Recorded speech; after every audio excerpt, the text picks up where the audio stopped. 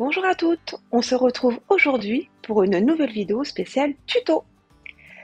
Oui, je vais tenter de surmonter ma petite appréhension et vous réaliser ce mini-album pochette qui, je l'espère, vous plaira.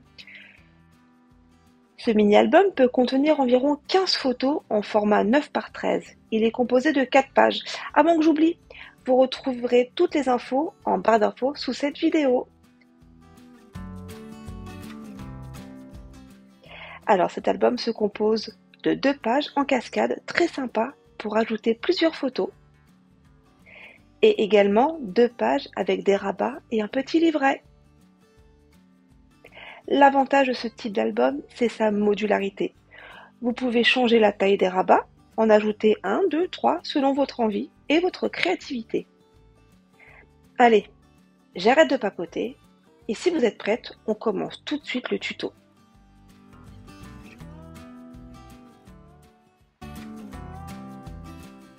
Pour réaliser cet album, j'ai donc choisi la collection Charme Fleuri. C'est une collection très florale, pleine de douceur, parfaite pour cette période estivale.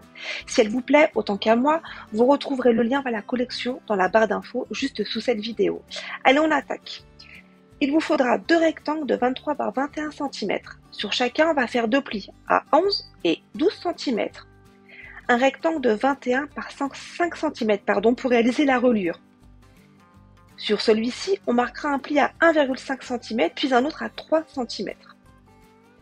Cela nous permettra de fixer les pages de manière souple et solide. Et enfin un rectangle de 21 par 11 cm. On fait un pli à 1 cm puis un autre à 3 cm. Ce morceau nous servira à créer le rabat avant l'ouverture pour lui donner ce petit look de pochette. On verra d'ailleurs un petit peu plus tard dans la vidéo comment réaliser pour lui donner la forme souhaitée.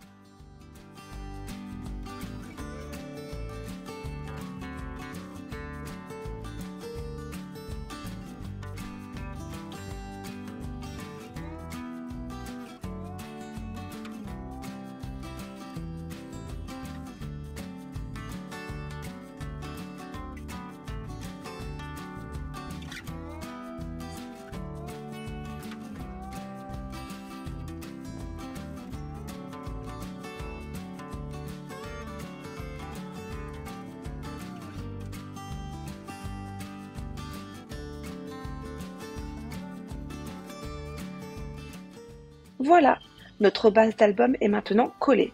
On va maintenant passer à une étape que j'aime beaucoup, la réalisation du fameux rabat en forme de pochette. Alors pour cela, reprenez le rectangle de 21 par 11 cm. On va faire 2 plis, un à 1 cm puis un à 3 cm. À partir du deuxième pli, donc celui à 3 cm, on va faire un repère à 2 cm en haut et en bas du rectangle. Ensuite, sur la longueur des 21 cm, on vient faire un repère au centre, donc à 10,5 cm. Et maintenant, on prend son massicot, sa paire de ciseaux ou un cutter pour les plus précises. Et on va relier les repères entre eux pour créer une forme un peu comme en V, typique de la pochette. Et une fois découpé, vous verrez, ça donne tout de suite un effet plus élégant et original à l'album. Enfin bref, je vous laisse regarder tout ça en vidéo, ce sera beaucoup plus parlant. Prenez votre temps, mettez pause si besoin et surtout, amusez-vous!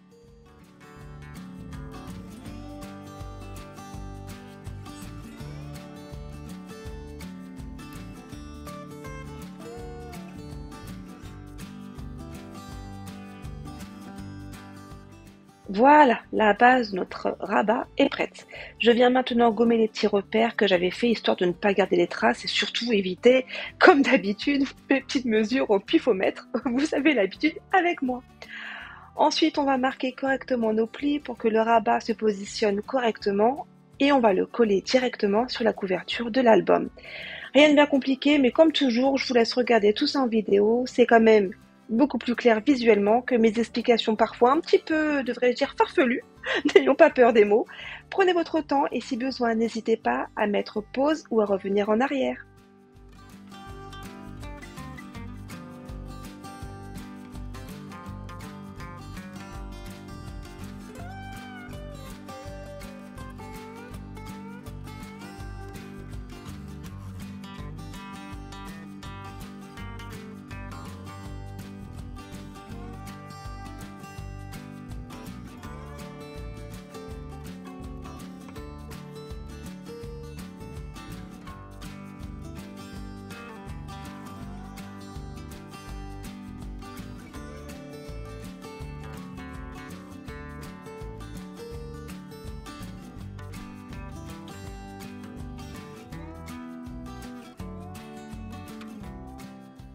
Oups, j'ai complètement oublié de vous dire. Pour réaliser ce projet, vous aurez besoin de 8 petits aimants.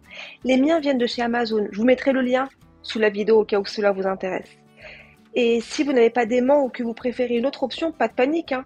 Vous pouvez très bien utiliser des flippettes ou encore des scratchs. Vous savez, soit des bandes, soit des cercles, enfin plutôt des ronds. Dans le scrap, il y a toujours une astuce ou une alternative. Pas de panique.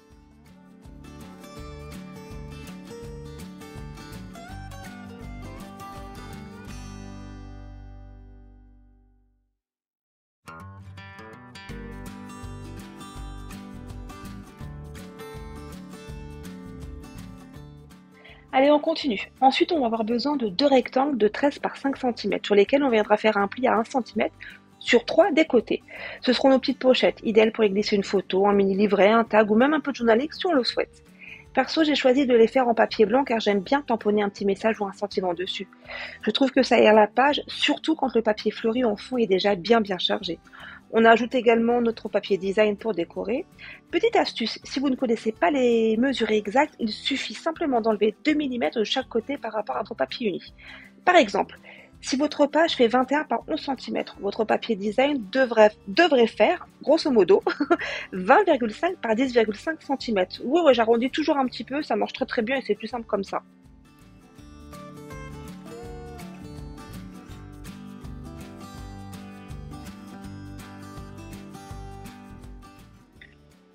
On n'oublie pas de biseauter un petit peu les coins de nos pochettes, ça permet un meilleur rendu et surtout ça facilite le collage.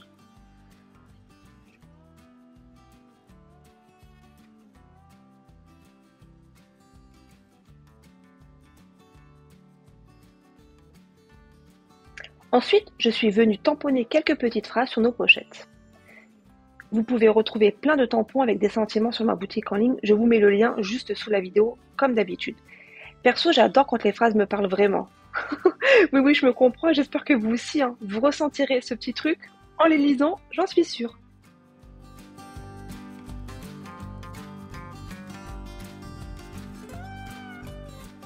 Allez, je m'attaque maintenant au collage de mes papiers design et de mes pochettes. C'est l'étape que j'adore, voir le projet prendre vie petit à petit. Je vous laisse maintenant profiter de la petite mélodie qui suit. Installez-vous confortablement, détendez-vous et regardez ce projet se transformer en douceur.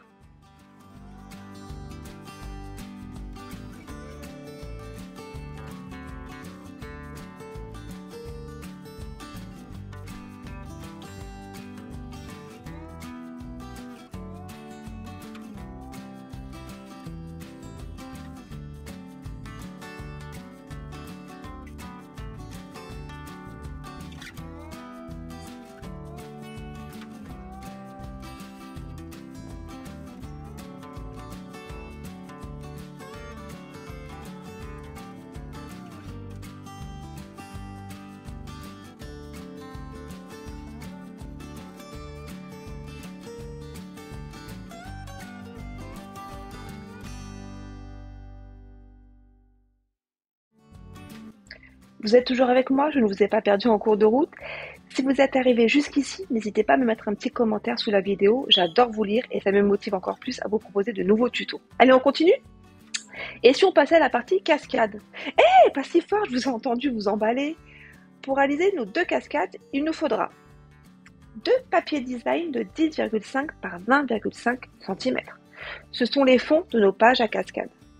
Également deux rectangles de 24 par 7 cm.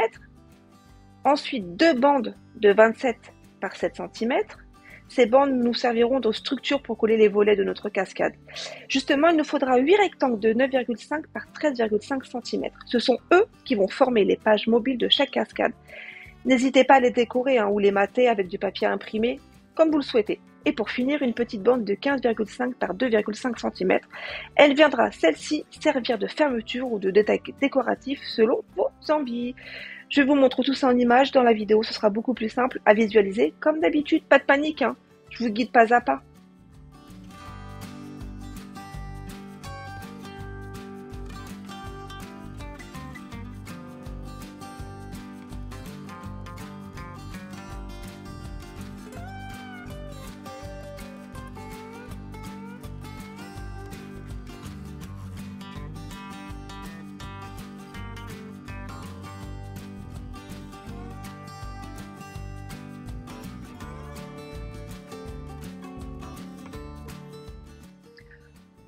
Pour notre bande de 27 cm, on vient faire des plis tous les 1,5 cm, c'est-à-dire 1,5 à 3, à 4,5, à 6 et à 7,5 cm, ce qui va former la base de notre système de cascade.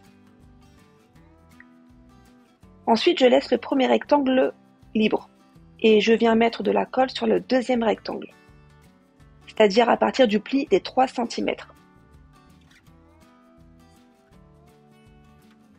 Et ensuite, je colle mon papier uni de 13,5 par 9,5 cm. Attention, ne fais pas comme moi, hein. Prends ta règle et mesure bien. Moi et ma manie de vouloir toujours tout faire au pif, je me fais avoir à chaque fois. Et tu recommences, ainsi de suite. On colle sur le rectangle suivant et ainsi de suite jusqu'à ce qu'il n'y ait plus de papier uni à coller.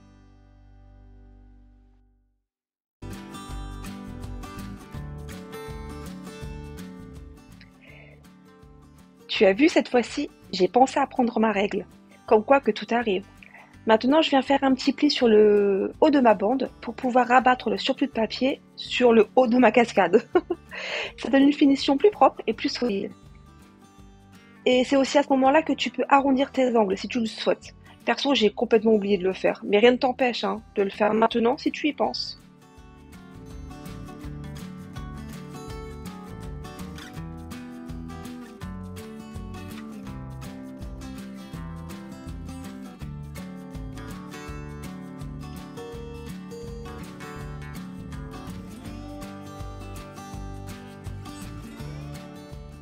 Tu vois ce moment-là précisément, celui où je me sens une vraie warrior du scrap, tellement confiante que je ne prends même pas le temps de mesurer le milieu.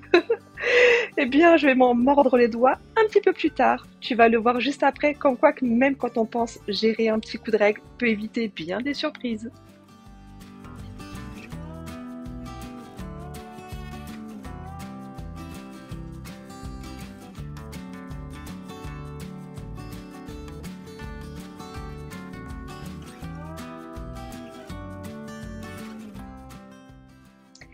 Ah oui, j'allais oublier cette petite bande de 15,5 par 2,5 cm. Comme quoi que même les warriors du scrap ont leur petit oubli.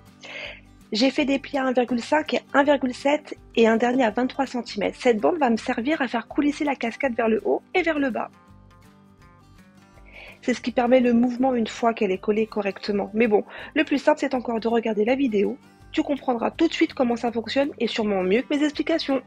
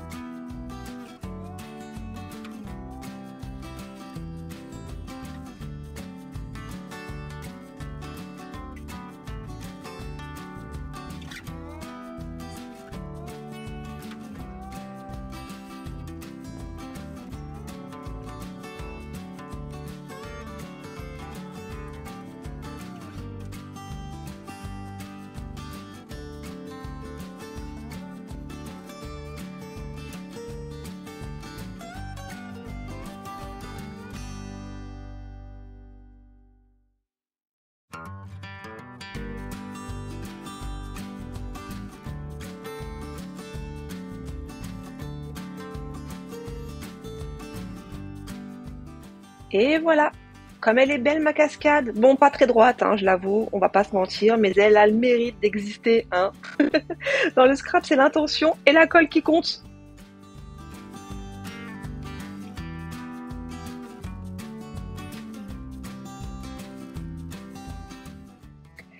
J'ajoute maintenant mes petits aimants à l'arrière de la cascade pour qu'elle tienne bien en place une fois fermée. C'est toujours plus pratique.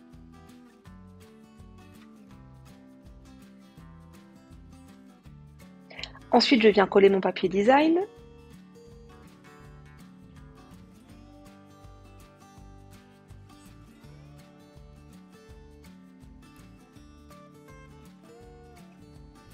J'ajoute mon papier blanc pour le matage photo. Perso, j'utilise celui de chez Cultura en 160 grammes, il est très très bien. Parfait, ni trop fin, ni trop épais. Juste ce qu'il faut.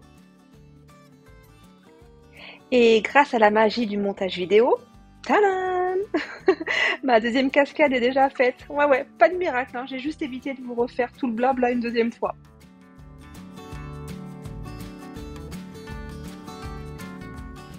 On a déjà super bien avancé notre petit album. Je vais maintenant m'attaquer au rabat et à la pochette que j'ajoute sur l'une des pages du milieu. Le rabat mesure 16 par 11 cm avec un pli à 1 cm. Quant à la petite pochette, elle fait 13 par 6 cm avec un pli à 1 cm sur 3 des côtés. Je viendrai tamponner un petit sentiment juste après, hein. Oui, oui, je suis aussi organisée, mais seulement en live, hein. Vous me connaissez maintenant, l'impro, c'est ma méthode préférée.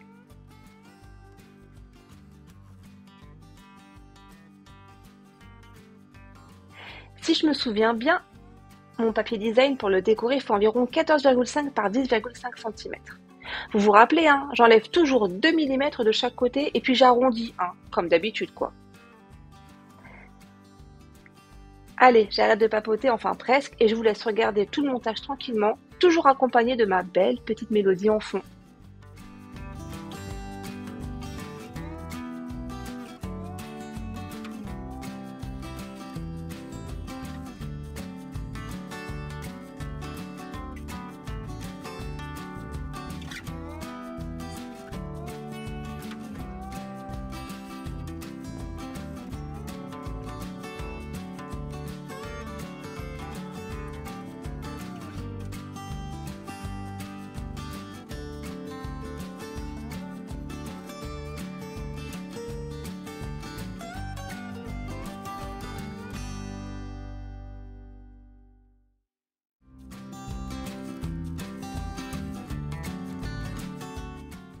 Allez, c'est parti pour la dernière page à réaliser. Pour cette étape, je vais avoir besoin de plusieurs morceaux.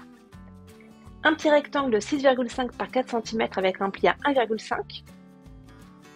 Un rectangle blanc pour y tamponner notre petit sentiment. Un petit morceau de papier design.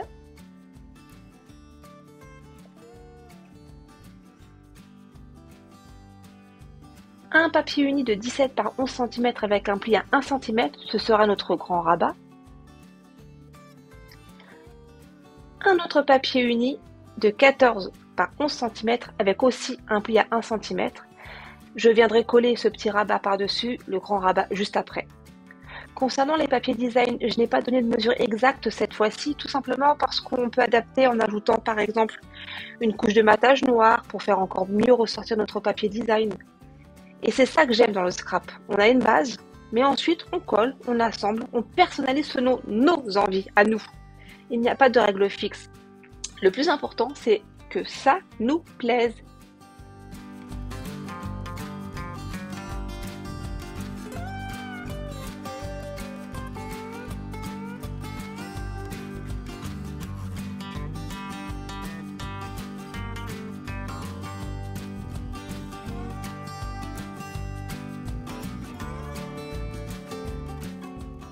Je commence par coller mes deux rabats l'un sur l'autre. Et ensuite, je viens coller le grand rabat sur ma dernière page. Encore une fois, je l'ai collé en haut de la page, mais franchement, j'aurais tout aussi bien pu le placer au milieu ou même en bas. C'est ça qui est chouette, on adapte selon notre envie et la mise en page qu'on imagine.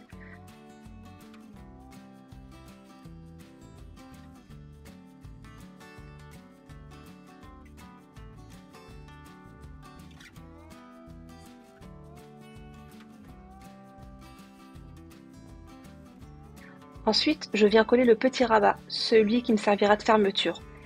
Et dessus, j'y ajouterai un petit aimant pour bien faire tenir l'ensemble.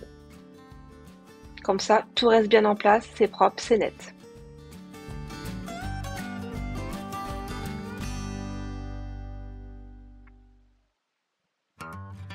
Allez, j'assemble le tout, je colle mes papiers design pour finaliser l'habillage et je vous retrouve tout de suite pour la finition de l'album. Histoire de papoter encore un tout petit peu parce qu'on va pas se quitter comme ça quand même.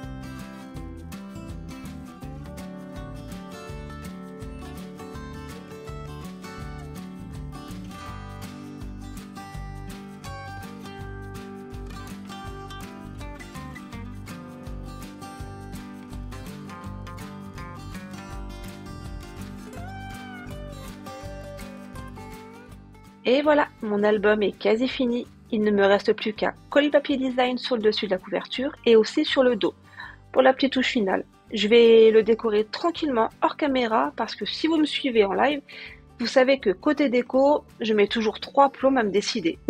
Team indécise, levez le doigt. Alors, comment avez-vous trouvé cette première vidéo de montage? Soyez franche, hein, vraiment. J'accepte toutes les critiques tant qu'elles sont constructives.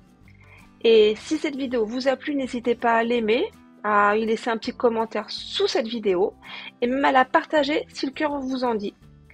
C'est grâce à vos retours que j'ai envie de continuer, de m'améliorer et de vous proposer encore tout plein de jolis projets à créer ensemble. Et encore une fois, merci du fond du cœur d'avoir été là jusqu'au bout. Je vous dis à très vite pour un prochain tuto.